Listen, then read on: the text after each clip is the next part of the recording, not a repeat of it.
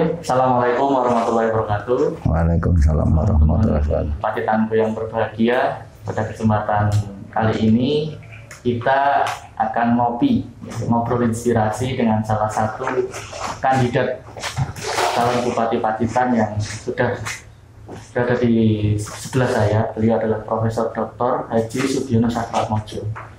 Beliau mungkin teman-teman semua sudah pada tahu, ada banyak gambarnya di jalan-jalan Pacitan karena memang beliau sedang dalam proses pencalonan sebagai calon Bupati Pacitan. Kita akan ngobrol-ngobrol lebih lanjut dengan Prof. Sugiono. Sugeng Enjang, Prof. Sugeng Enjang, Mas Tri. Pangestu panjenengan. Oke. Jadi saya pikirkan dulu sebentar. Jadi Prof. Sugiono ini adalah dulunya Rektor Universitas Negeri Semarang. 2 periode nih, Prof. Nggih.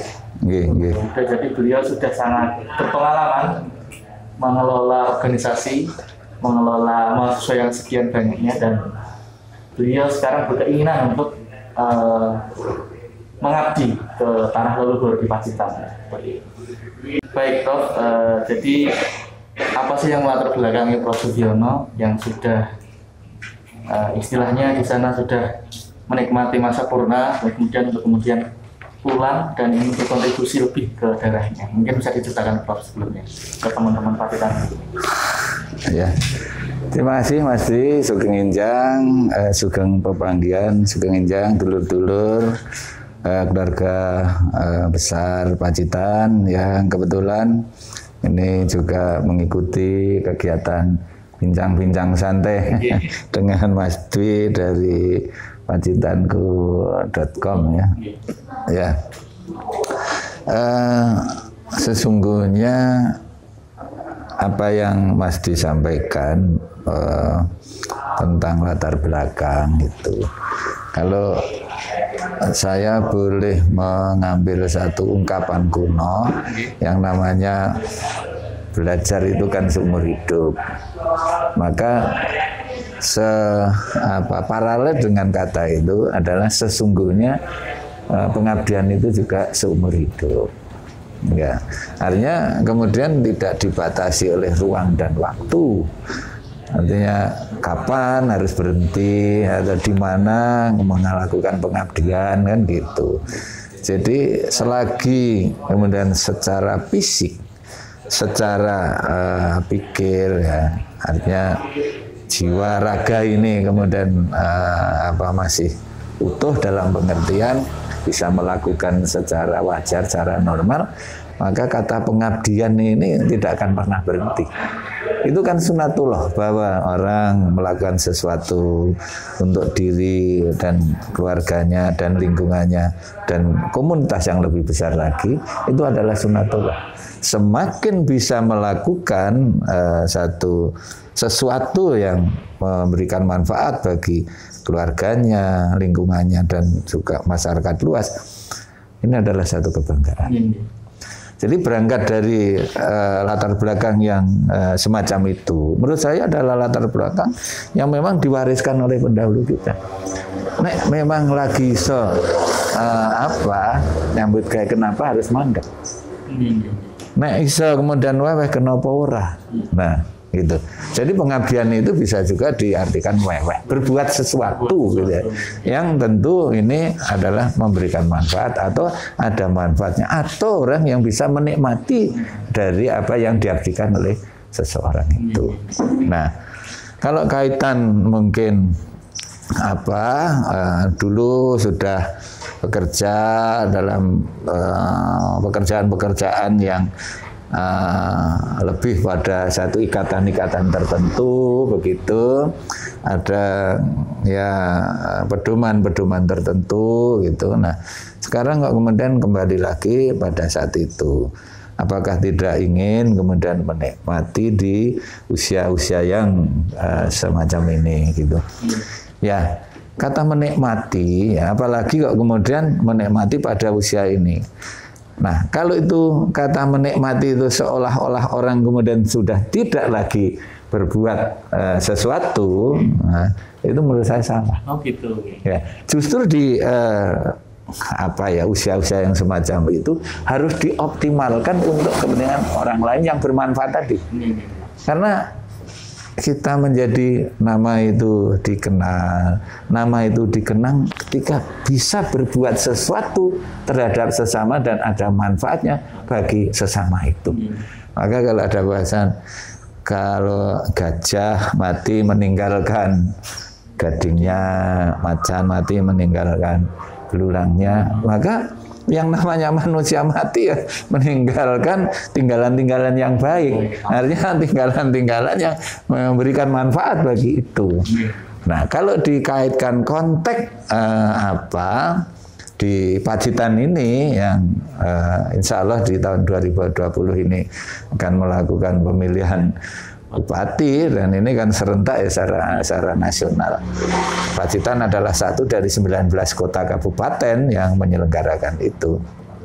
Ya, ini gayung bersambut. Kami ingin melakukan sesuatu apa yang bisa kami lakukan, kemudian sebagian masyarakat, sebagian tokoh, ya, sebagian organisasi yang ada ini, komunitas ini, kemudian berbincang untuk mendorong kami mengambil bagian dalam itu, gitu ya. Jadi kami sekarang sesungguhnya mempersiapkan dalam kompetisi ini, ya mudah-mudahan nanti memenangkan kompetisi ini. Kemudian apa yang kami cita-citakan, artinya kami ya, saya pribadi, keluarga, teman-teman yang mendorong, baik secara perorangan, dalam arti kelompok, organisasi, kemudian insya Allah dijabah oleh Allah SWT. Siap, Prof. Jadi dua belakangnya. Oke. Dua, Prof. Ini agak lebih mengerucut ya.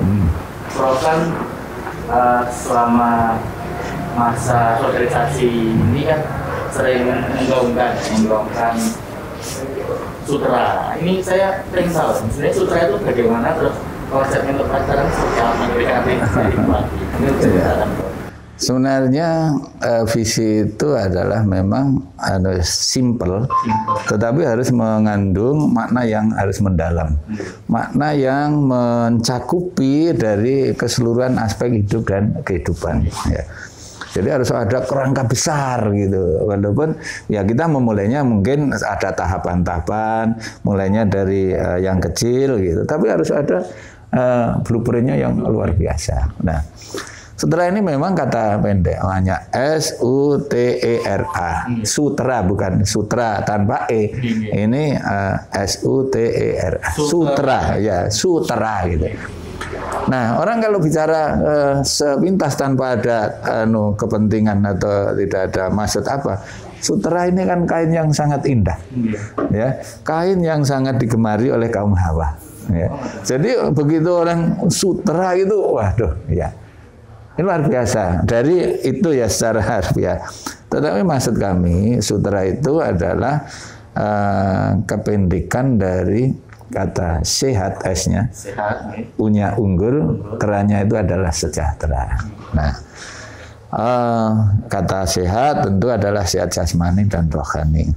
Orang dalam konteks keseharian yang mbok duwe bondo dunya, duwe duit sak gunung, nek ora sehat, ya orang udah tidak bisa apa-apa. Ya, itu.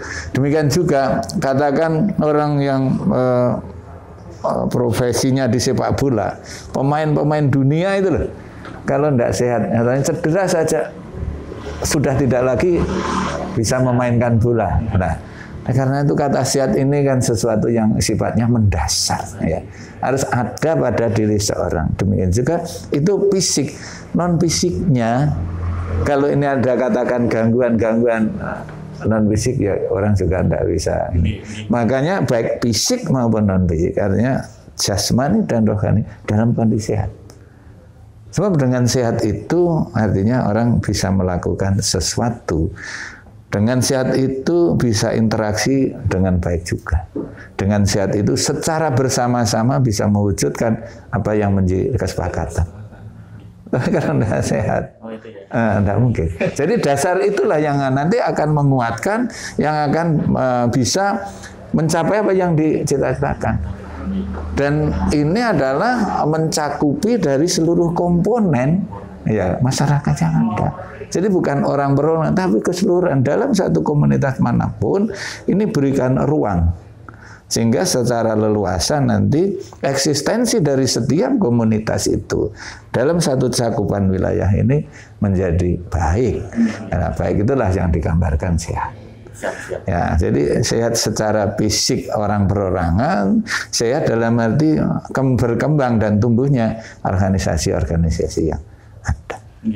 Ya, sebab yang namanya kabupaten ini kan sebuah organisasi.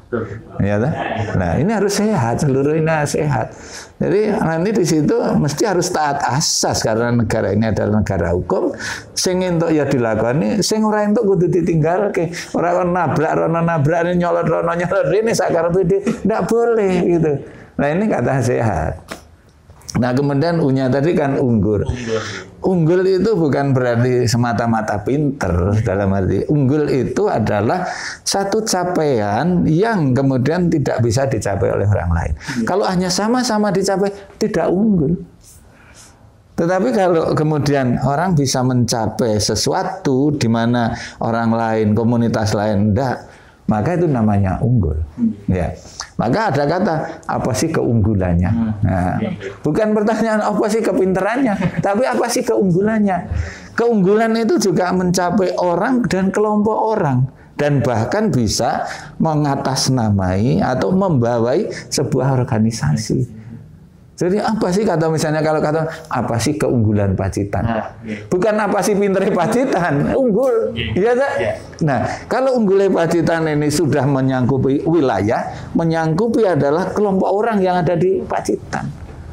Maka di situ potensi apa?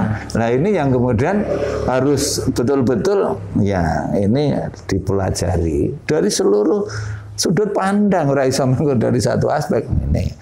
Dan jangan lupa, masyarakat yang beragam di sini harus juga diberi kesempatan, beri ruang untuk ikut.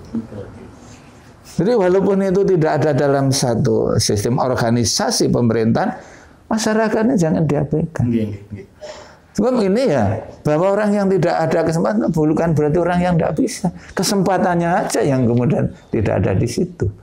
Jadi keunggulan ini adalah milik dari seluruh organisasi yang disebut dengan Kota Pacitan itu, ya. Jadi nanti di sana. Nah, sejahtera tentu kalau sehat jasmani, rohani, kemudian ada keunggulan-keunggulan itu, barang tentu tangga ketiga ini adalah orang bisa menikmati. Nah, pengertian kesejahteraan tidak berarti kekayaan semata, tapi adalah kesejahteraan itu adalah kenyamanan. Ya, kenyamanan, keamanan itu adalah goal daripada kata kesejahteraan. Kalau kita keluar masuk kota ini tidak ada kekhawatiran, berangkat pagi-pagi, pulang sore, bahkan satu saat larut malam tidak ada gangguan apapun. Gitu.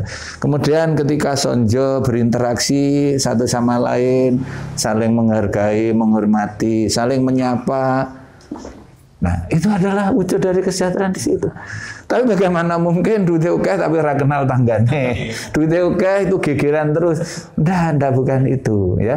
Jadi kesejahteraan ini dalam wujudnya adalah satu kenyamanan, harmonisasi di antara sesama dengan berbagai profesi yang ada, dengan berbagai latar belakang pendidikan dan seterusnya dan seterusnya. Pendek kata, ini harus dikembalikan pada harkat martabat. Itu di situ. Ya. Ini yang ketika sudah dijelaskan kalau sutra pakai jangan salah ini bisa lain itu ini harus ada tegasan SUTRA sutra ya kan sutra. Jadi kalau ini terkait sutra kemudian ketika dikaitkan dengan kondisi Pacitan saat ini terus dengan berbagai persoalannya dan juga potensinya, kira-kira apa sih yang ingin menjadi gagasan Prof ke depan ketika memimpin parti itu ingin membuat konsep seperti apa dalam pembangunan? Misalnya kalau tadi sempat saya mendengar sering-sering Prof ngobrol terkait pemanfaatan janggilan di Ngawangan atau seperti apa, atau kopi, terkait filosofi kopi. Mungkin bisa disampaikan gagasan intinya ketika terhormat kita dengan berbagai persoalan masyarakatnya sekarang itu seperti apa, Prof? Kalau saya itu sebenarnya dampak dari sesuatu. Nah, sesuatunya ini menurut saya adalah membangun Pacitan ini manusia seutuhnya dan manusia seluruhnya. Ini yang harus diinikan. Jadi kembali lagi, kalau itu tidak, udahlah. Kalau hanya jalan sendiri-sendiri, tidak ada arti. Iya. Kalau itu juga hanya sana saja, biar sana saja, tidak mungkin. Maka ini adalah manusia seutuhnya dan seluruhnya. Ya. Jadi yang ini adalah petani, petanilah yang harus ini diberikan ruang, fasilitas. Yang ini adalah seniman, senimanlah di situ. Ya. Demikian juga di yang lain-lain. Nah, kalau ini memang sudah, kan bisa saling kontribusi. Oh, yang seniman bisa berkontribusi pada petani, pedagang. Jadi sirkulasi ini adalah menjadikan semuanya hidup. Jadi tidak ada yang terpojok, tidak ada yang ini. Tapi semua ini. Dan pusaran-pusaran ini yang katakan tadi ada keunggulan itu adalah memberikan satu jati diri terhadap wilayah ini ketika orang lain. Ya, Pacitan ternyata orangnya guyup, orangnya rukun, orangnya ramah. Siapa yang tidak iri? Semua mesti iri itu. Nah, kalau sudah itu maka orang mesti tahu persis. Aku iso iki, aku iso iki, aku iso iki. Potensi yang bisa digarap ini. Itu. Nah, kemudian kalau potensi ini memang diakui atau tidak bahwa Pacitan ini adalah daerah yang dominan dengan daerah agraris, daerah pertanian. Ini disadari atau tidak, hanya bedanya dengan yang lain, misalnya Pacitan dengan kota kabupaten yang lain. Di sini ini kan dikenal dikenal dengan bukan tanah yang berbatu. Sini ini Pacitan ini kota yang lebih banyak batu daripada tanahnya. Ya. Jadi batu bertanah, bukan tanah berbatu. Kalau tanah berbatu itu kan masih, tapi sekarang ini batu bertanah. Jadi kayak batunya tanah lah. Ini, tetapi saya yakinnya bahwa Allah kemudian memberikan Pacitan semacam ini. Ini mesti ada satu rahasia ilahi yang ini berikan PR kepada warganya yang di sini. Itu pasti, gitu, pasti. Hanya kita belum menemukan jawaban dari soal yang diberikan Allah kepada dulur-dulur yang ada di Pacitan ini. Nah, kalau sekarang yang sudah tampak itu zaman kuno di Pacitan ini ada legenda tentang jeruk Pacitan. Jeruk Pacitan. Jeruk baby itu bukan? Nah, bukan jeruk baby kan yang sekarang. Jeruk Pacitan itu sekarang nama itu diambil di mana-mana. Asal jeruk yang bagus dilabeli jeruk Pacitan. Walaupun sekarang ini di mana? Dulu kayak konon ceritanya daerah Bonagung itu adalah jeruk Pacitan. Nah, itu dilabeli. Kita kan sedih. Uang itu milik kita, kemudian ada branding itu orang lain. Berarti ingin membalikan itu ke daerahnya, nanti itu kita memang dengan tadi sumber daya manusia yang ada.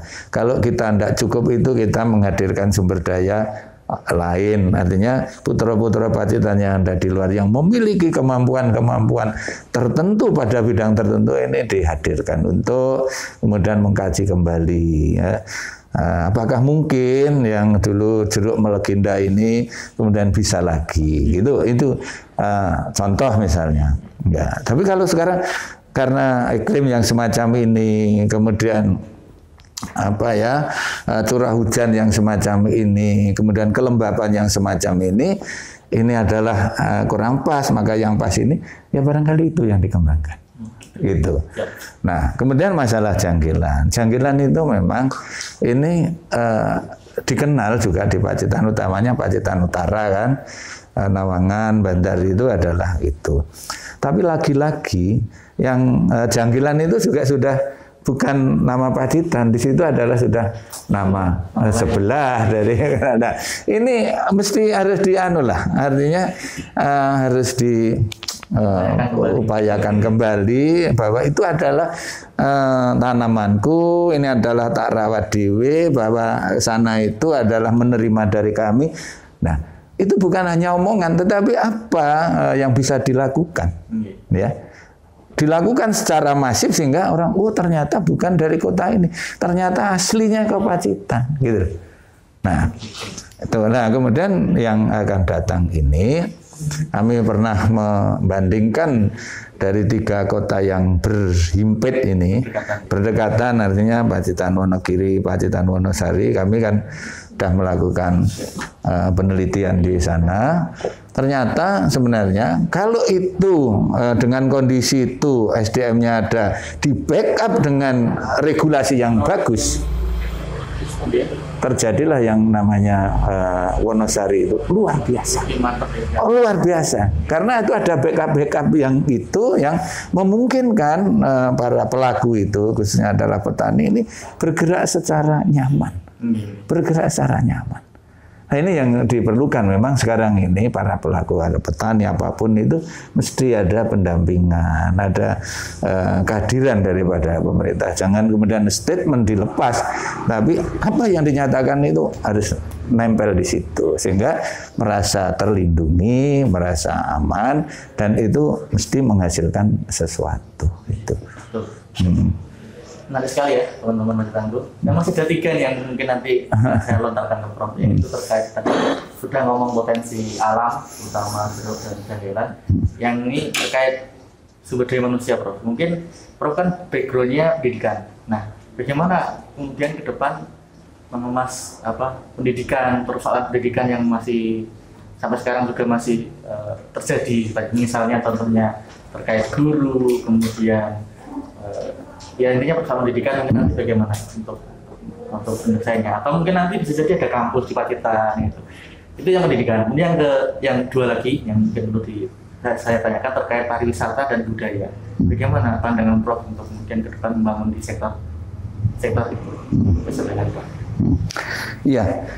Pendidikan gini Mas, kalau undang-undang pendidikan itu kan satu ya, dan sistem sistem pendidikan nasional.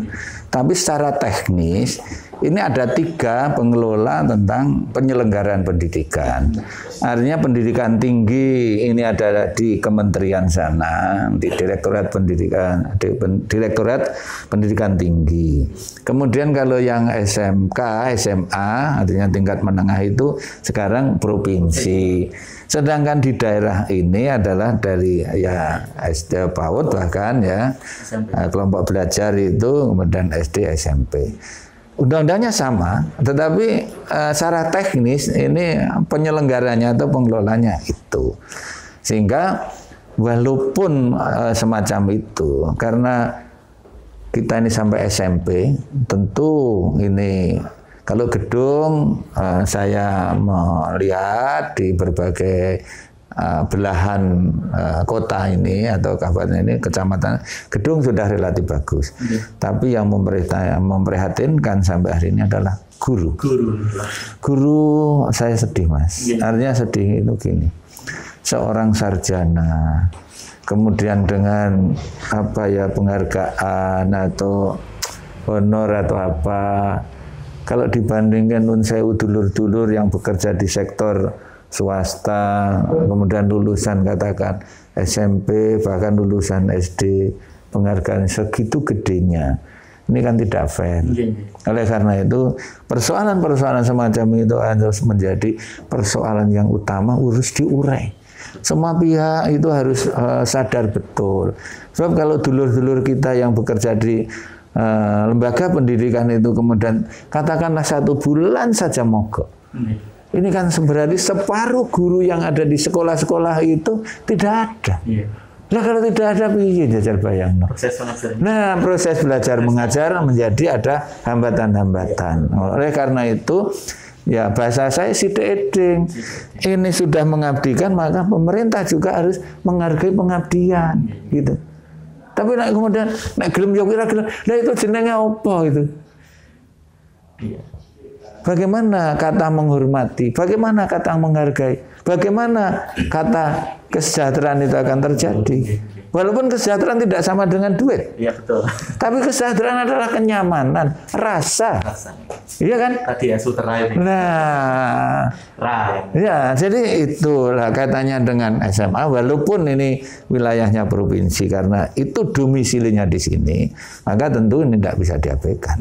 Orang bukan dipotong di garis itu, ini orang anda.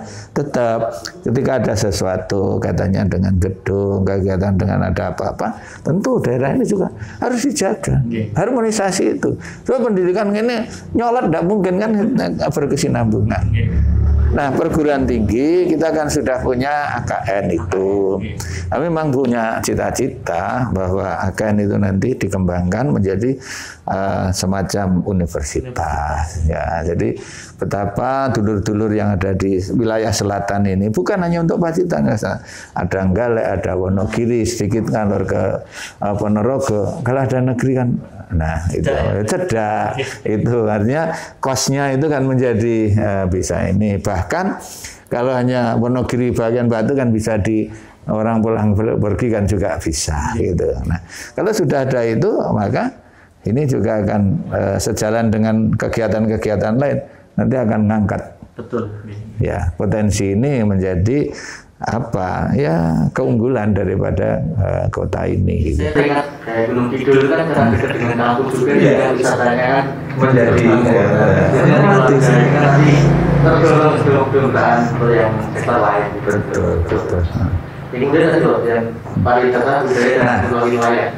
Pariwisata ya, kalau pariwisata ini ya saya kan melihat sepintas pariwisata yang kita miliki ini kan destinasi objeknya ini kan ini alam ya.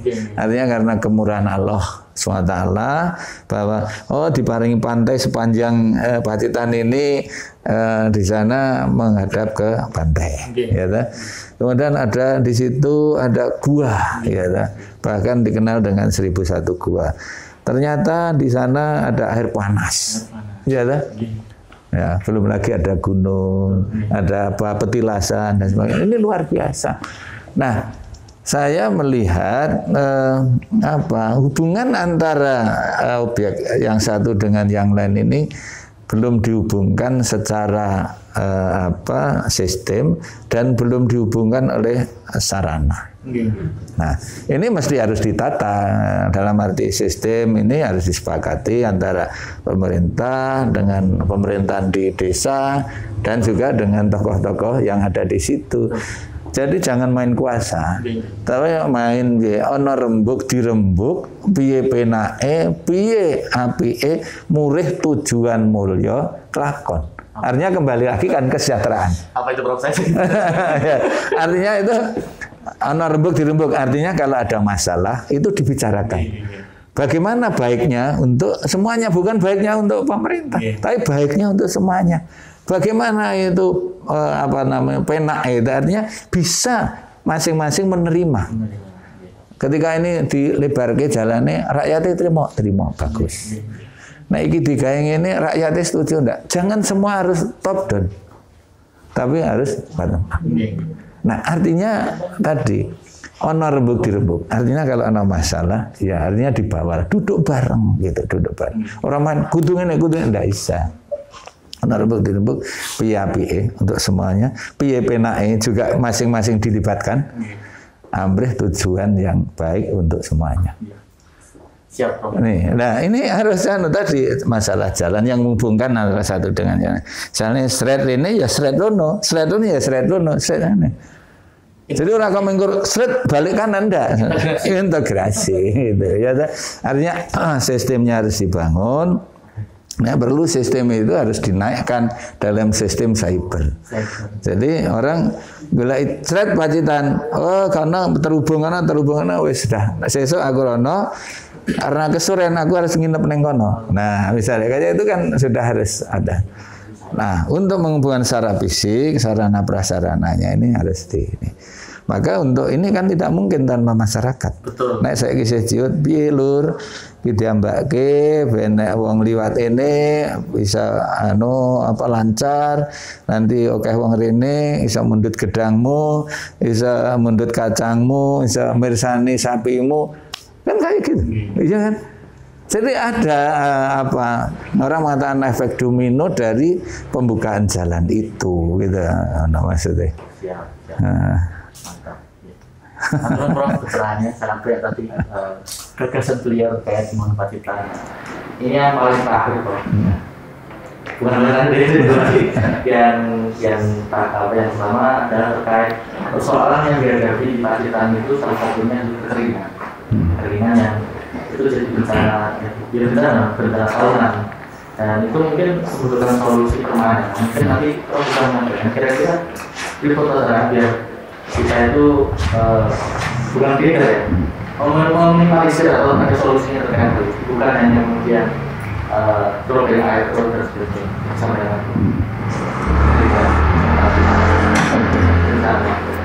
ini boleh sambil minum kan? Kan kopi ya? Iya kan katanya santai, masa ini kayak diuji saja ini loh. Diuji karena kemarin belum ada pelajaran sekarang. Nah ini kalau kemarin ada pelajaran ya, ini kan santai. Jadi kemudian katanya temanya ngopi, artinya. Ini namanya kopi sutra. Ayo dulur-dulur semua minum ini pagi hari, menikmati kopi, jadi ya biar encer lah kita. Ini kopi jenis apa, Prof? Ya, kalau jenisnya itu katakan ada yang jenis robusta ya, ini di Nawangan gitu. Nah, ini karena memang dari petani. Kalau toh nanti ini bisa diangkat, ya kemudian ini kan juga petani malah senang kan gitu ya. Nah rawai dewi sing anak ya sopo gitu kan, coba kan mesake kan itu. Nah syukur-syukur itu nanti miliki kualitas yang bagus sehingga bisa bersaing. Ora gur diunjuk dulur-dulur Waditan, tapi kan diunjuk dulur-dulur kabupaten kota, bahkan bisa pulau yang lain, bahkan bisa bersaing ke luar. Nah itu maksudnya. Iya, ngopi dia Mas. Lanjutkan.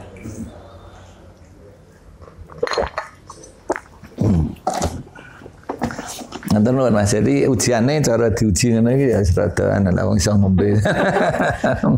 Nggih. Terus tadi diulang ya ini menanggulangi atau solusi. Oh iya ingat ya Angir. Jadi keringan itu kebutuhan dasar Mas, masalah air ini menurut saya kebutuhan dasar ya. Jadi tanpa air rasanya tidak mungkin.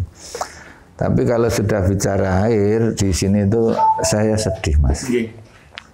Pertama dulur-dulur yang ada di pinggiran, ya di pinggiran. Nah, malah saya terbetik ini kalau secara fisik pembangunan ini harus dimulai dari pinggiran.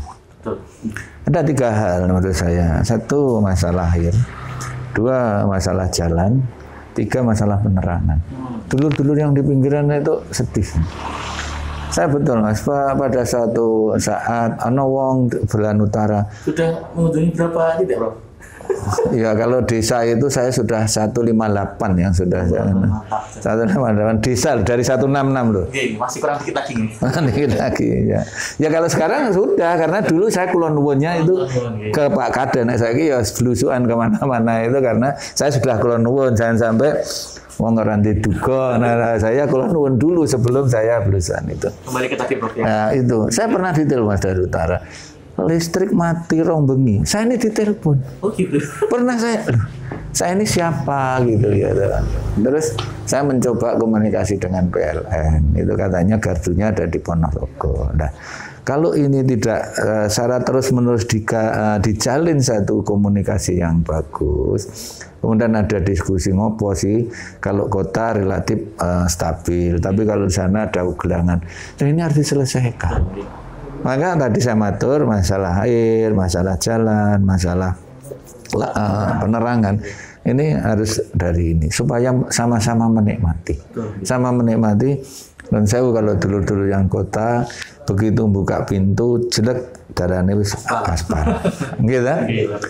Pada satu butuh air buka keran set banyu sudah mengalir, gitu kan? Butuh penerangan trek lampu biar.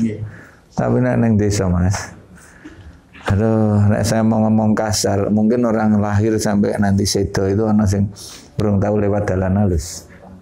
Ngoten iki, Bro. Loh, iya lah coba dah. Wong dalane sing ana sing ngantek ngene-ngene. Loh, kalau sudah saya contoh sederhana di daerah Galembo yang sebelah ini Ngreco itu naik jalannya kayak gitu. Itu lagi dari situ masih gitu. Jalannya hanya di Rabat. kok jangankan dirabatannya dicangkuli itu seperti coba kayak gitu. Nah, artinya sampai pada batas tertentu, walaupun tidak semulus yang ada di kota, yang kayak gitu. Maka jalan ini, ya, jalan sering-sering kan dinamai jalan orang yojo lah. Wong jalan sudah jalan negara, jalan provinsi, jalan kabupaten, jalan desa. Lah kok kemudian ana jalan Dwi, jalan Suto, jangan. Nah, kembali lagi pada pokok soal, khususnya adalah air. Nah, itu. Tiap tahun itu kan mesti banyu. Dan itu sudah berlangsung berpuluh-puluh tahun. Kan sudah di situ persoalannya. Tapi kok sampai hari ini enggak. Nah, saya tidak kemudian apa, menurut ngenku, menurut ngenku. Ini mesti harus secara intensif dan simultan untuk menemukan sumber itu. Ya berapapun harganya. Sebab nek awake dhewe ngelingi dulur anggere kira-kira menjelang subuh golek banyu sumber di mana ngangsu itu, dan itu pun hanya untuk kebutuhan minum. Mungkin nyuci pakaian ya mungkin juga masih comprang-campreng ya dah. Ya dah, untuk yang lain juga ini. Itu berlangsung sekian bulan.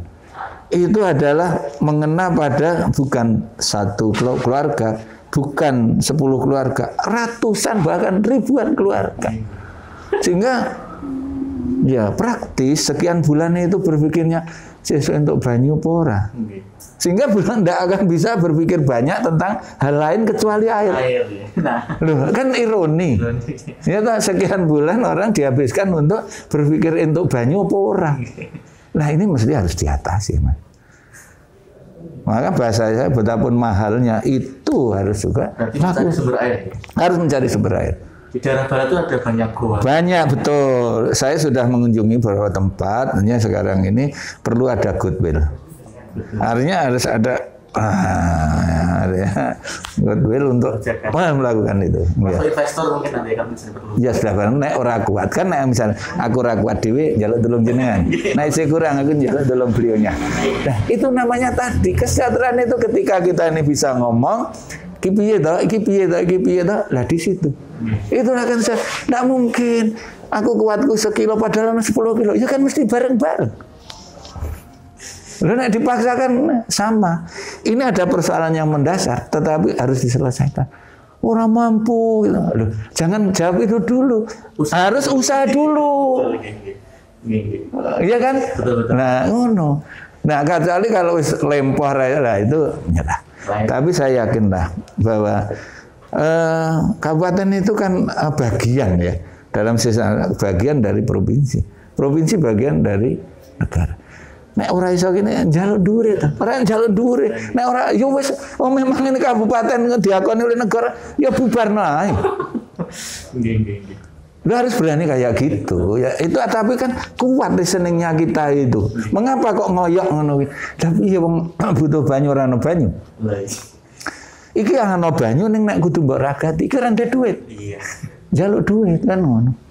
Siap. Nah, itu ya. Ya harus ngowani ngoyoke tapi kan ada dasar. Ada dasar yang kuat gitu loh. Siap, Prof. Prof, ini dua lagi, Prof, yang paling terakhir nih. Mungkin perlu disampaikan ke teman-teman. Yang pertama adalah terkait Prof selalu sosialisasi pakai kopi. Bahkan bikin apa? Mobil warung kopi gitu. Maksudnya ya itu mungkin bisa dijelaskan filosofi kopi itu nanti seperti apa. Terus yang paling terakhir itu ada jargon yang saya lihat tadi tengah jalan itu yang ada balenya Prof itu ngabdi orang badi. Gimana caranya, Prof? Monggo dijelaskan, Prof. Ternyata dulur-dulur muda ini juga tertarik dengan satu ungkapan yang sederhana, tapi memerlukan satu pemahaman yang lebih. Ya, kalau ngopi itu dengan box itu tentu memudahkan pergerakan itu. Tapi kembali lagi mengapa kopi? Karena Pacitan ini kan dalam arti ketahanan pangan itu kan mesti tidak hanya padi saja, tidak hanya beras saja, tapi apapun yang kemudian bisa kemudian tumbuh berkembang sebagai satu produk yang menghasilkan, yang bisa dinikmati masyarakat. Nah ini beberapa petani yang pernah ketemu bahkan menemui bahwa di Pacitan itu potensial untuk kopi. Potensial untuk kopi. Nah, maka karena potensial untuk kopi dan ini perlu keterlibatan banyak pihak. Saya ini kan salah satu pihak dari banyak pihak itu.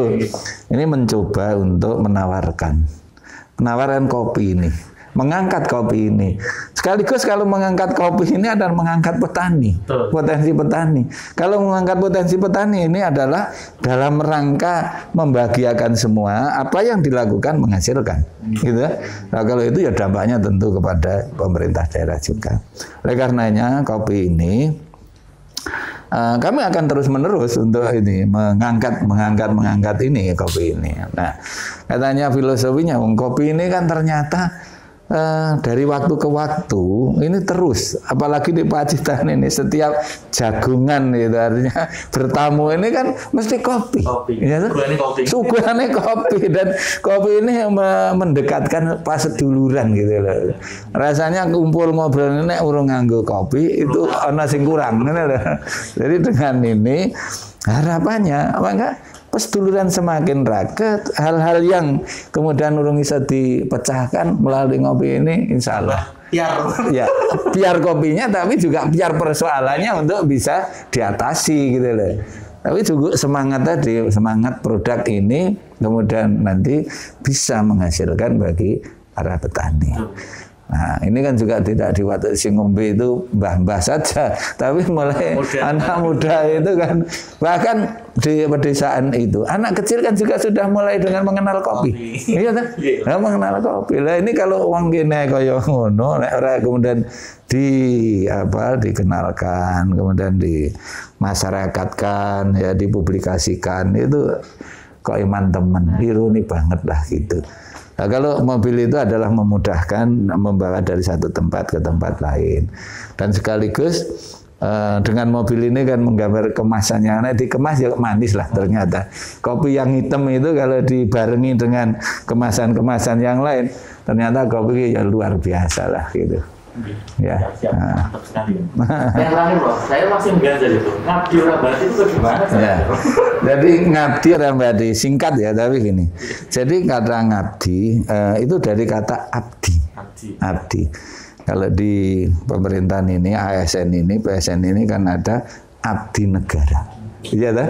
Artinya bahwa siapapun yang PNS PNS ASN ini abdi. Abdi itu adalah pelayan, yang melayani kepada negara, ya kan? Nah, kalau sudah atas nama negara, maka kita harus berbuat sesuatu untuk masyarakat yang membutuhkan. Sama kalau kembali dari kata ngabdi, ini ingin melayani, ingin berbuat.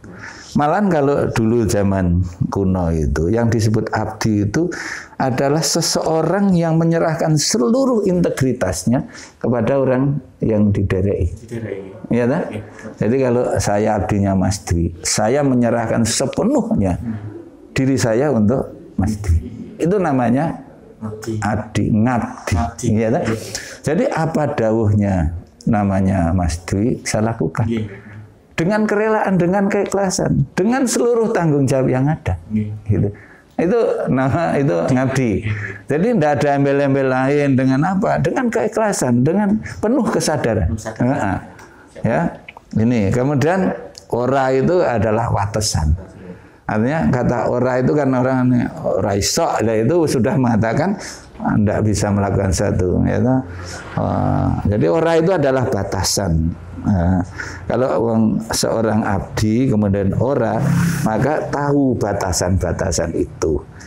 Sing apik, sing ala, sing entuk, sing ora, sing bener, sing dan seterusnya. Jadi orang sudah punya rambu-rambu. Oh, berarti aku rentuk. Oh, aku hanya di sini. Oh, aku hanya. Nah, ini orang sadar betul di situ. Jadi abdi orang abadi. Abadi itu artinya mencari satu kesempatan. Tidak semata-mata untung. Jadi adalah sesuatu kesempatan yang ada hubungannya dengan dirinya. Nanti kemilikan, artinya milik, artinya punya pamrih gitu. Nah, orang Baduy itu tidak ada pamrih itu, tidak ada pamrih. Jadi ini melayani dengan tidak ada pamrih apapun, dengan ikhlasan dan penuh tanggung jawab di situ. Ya, apa bisa Bro? Oh, tentu bisa, karena diajarkan oleh Panglima Jenderal Sudirman. Jangan lupa ya, ya, sepi ing pamrih, rame ing gawe. Lu wong dipatungkan sakmono gedene kok. Itu lupa bahwa itu sebenarnya nggo pepeling karo dulur-dulur ning Pacitan. Apa iso? Harus bisa. Gitu jawabannya. Paling akhir mungkin bisa sampaikan pesan untuk masyarakat. Oh iya, nggih. Sugeng siang dulur-dulur keluarga Pacitan. Kami berada bersama Mas Dwi dari pacitanku.com menyampaikan ucapan terima kasih dan penghargaan tingginya pada dulur-dulur. Mudah-mudahan Pacitan ini menjadi kota yang sehat, kota yang unggul, dan kota yang sejahtera. Tentu ini adalah menjadi milik kita semua. Matur nuwun. Assalamualaikum warahmatullahi wabarakatuh. Demikian teman-teman semua atas ngobrol inspirasi dengan Prof. Sudiono. Kita doakan apa yang jadi keinginan Prof. Sudiono dijabah Allah Subhanahu wa taala dan dirasakan. Amin. Terima kasih juga suguhan kopinya sudah sangat pahit-pahit manis. Itu teman-teman, kita akhiri. Sekian. Assalamualaikum warahmatullahi wabarakatuh. Waalaikumsalam warahmatullahi wabarakatuh. Kita diteruskan minumnya. Mantap.